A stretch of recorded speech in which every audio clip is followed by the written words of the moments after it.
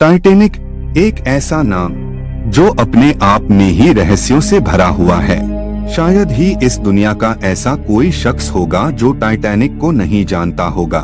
इतना बड़ा जहाज जो अपने आप में 8 फुटबॉल मैदान के बराबर था। दोस्तों, टाइटैनिक जहाज का पूरा नाम RMS टाइटैनिक था।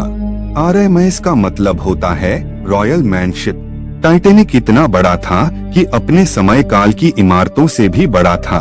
टाइटैनिक को इस तरह डिजाइन किया गया था कि इस जहाज में 2000 से 2400 लोग एक साथ सफर कर सकते थे।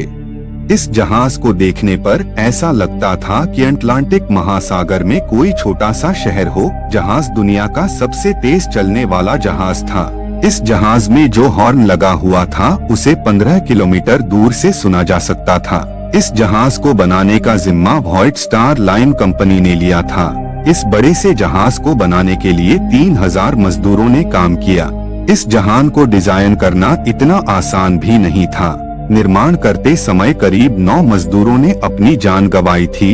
इस जहाज को बनाने में करीब 48 करोड़ रुपए का खर्चा आया, जो उस समय के हिसाब से बहुत अधिक था।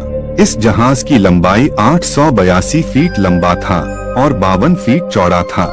लेकिन कौन जानता था कि ये कभी नहीं डूबने वाला जहाज अपनी शुरुआत के पहले दिन ही डूब गया। क्या हुआ था उस रात को जो उस कभी नहीं डूबने वाले जहाज की अंतिम रात हो गई? जानेंगे इस वीडियो में, बस बने रहिए इस वीडियो के अंत तक। दोस्तों, टाइटैनिक को बनाने का काम 31 मार्च 1909 को इंग्लैंड में शुरू हुआ था। उस जहाज को बनने में करीब 3 साल लगे थे। अब समय था 12 अप्रैल 1912 जब इस जहाज का पहला परीक्षण किया गया था, जिसमें वह पूरी तरह से सफल हुआ।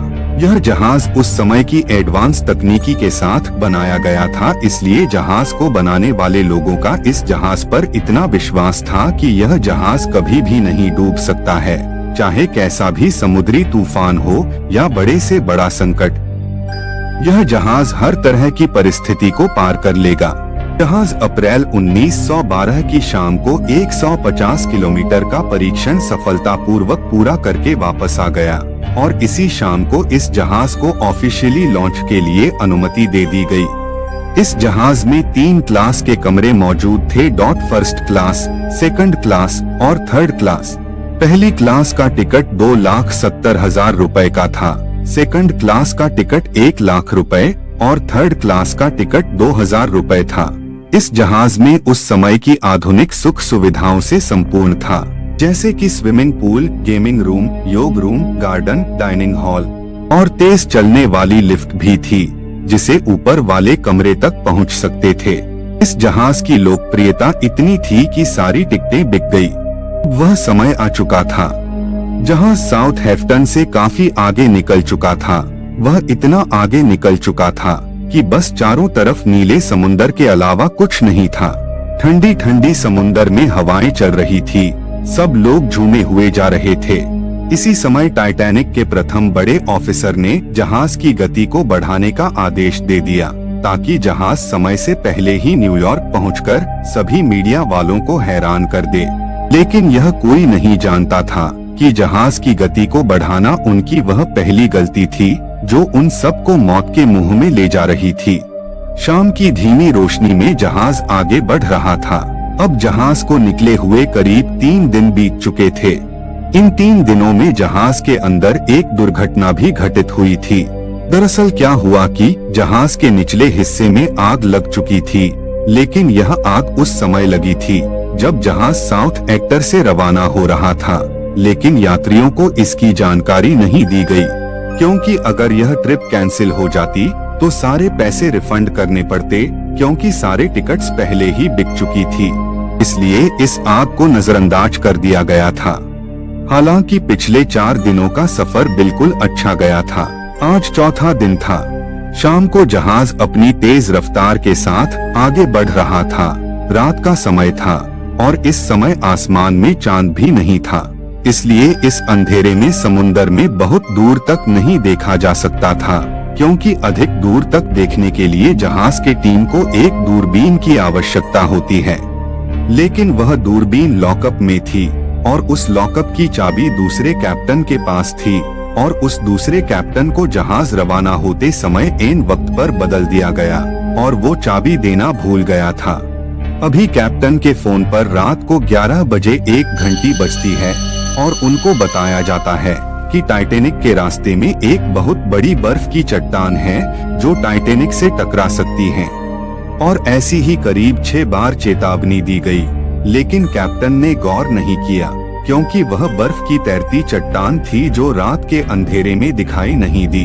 जब तक बर्फ का पता चलता तब तक बहुत देर हो चुकी थी क्योंकि जहाज की रफ्तार बहुत तेज थी और उसे रोक पाना भी संभव नहीं था। लेकिन जब जहाज के कैप्टन को पता चला तो उन्होंने तुरंत जहाज के इंजन को बंद करने का आदेश दिया और जहाज को बाईं तरफ मोड़ने का आदेश दिया। लेकिन अब तक बहुत देर हो चुकी थी। जहाज बर्फ की चट्टान से टकरा चुका था, वह भी बीच में से, और टकराया भी उस जगह से जहां पर पहले से आग लग जाने के कारण हिस्सा कमजोर हो गया था, जिसकी वजह से टकराव के कारण जहाज में पानी भरना शुरू हो गया।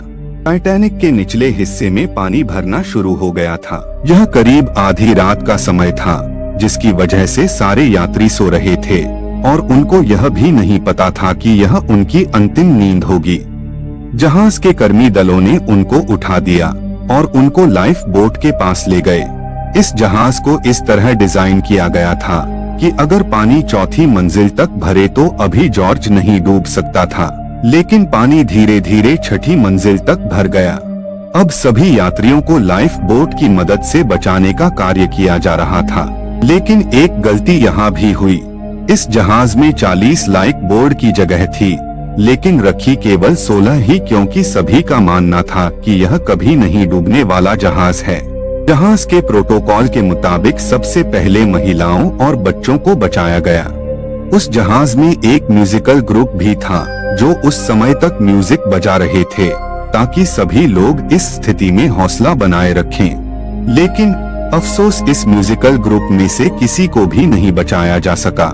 जो लाइफ बोट थी उसमें केवल 66 सीटें थी, लेकिन पहली बोट में बहुत कम लोगों को बैठाया गया था क्योंकि अभी भी जहाज पर खड़े लोगों को लगता था कि यह कभी नहीं डूबने वाला जहाज है। सभी 16 लाइफ बोट को उतारने में करीब 80 मिनट लग गए।